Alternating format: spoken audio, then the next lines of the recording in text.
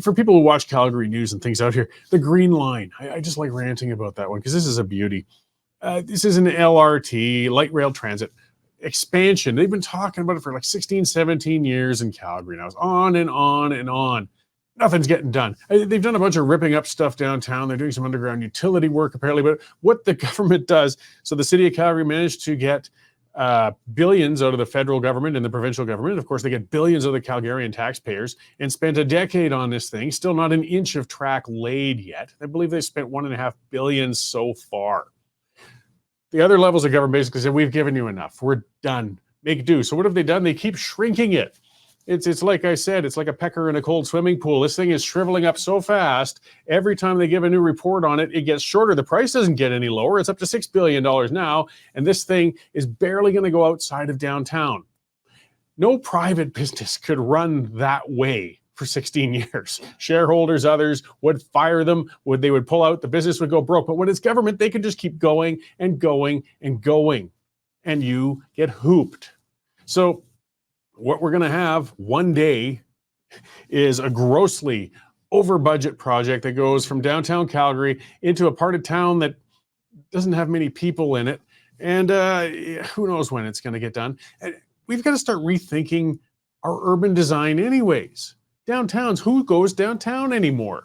I mean, people still do, but it's not like it used to be. Calgary has a massive downtown vacancy problem going on right now, and most downtown urban centers do. One of the consequences of COVID that people discovered is a lot of people discovered I don't have to go to the office every day. A lot of those businesses realized we don't need the staff in here every day. A lot of them can work remotely, and they have, and they've stayed that way.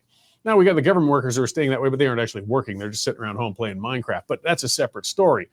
All the same, we have a surplus of office space. These aren't growing areas. We're trying to figure out how to fill them. Adding more train service into these centers isn't the way to go. We should be planning our cities understanding and realizing that people don't need to come into these dense urban cores anymore. They can live outside. So let's look at transit service and how we can service that rather than these giant projects that don't work. They don't go anywhere. And here we are in Calgary. We've seen the same thing in Ottawa. Theirs is a disaster. Edmonton's is a disaster. And those are the other things too, though. If you're going to do these mega projects, get the private market in on it more. Get the government out as much as possible. But hey, guess who's behind Calgary's? SNC-Lavalin. Familiar name? Yeah, thought so. Boy, these names just keep popping up with these multi-billion-dollar projects where nothing gets done except a lot of pockets get lined and a lot of pockets get emptied, including mine. Lone Warrior saying, still no train to the airport. Yes, in Calgary, if there was common sense, the north leg of one of the train lines goes right up, right across from the airport. It's actually kind of a straight shot across flat ground. A lot of it's undeveloped. It's industrial, light industrial, and nothing out there. From Saddletown, they could run a train out there because most of the people who work at the airport, and there's thousands of them, plus people who might want to use the train to get there to fly, would use that. There's something that would make sense that would be used. So, of course, the city isn't doing it.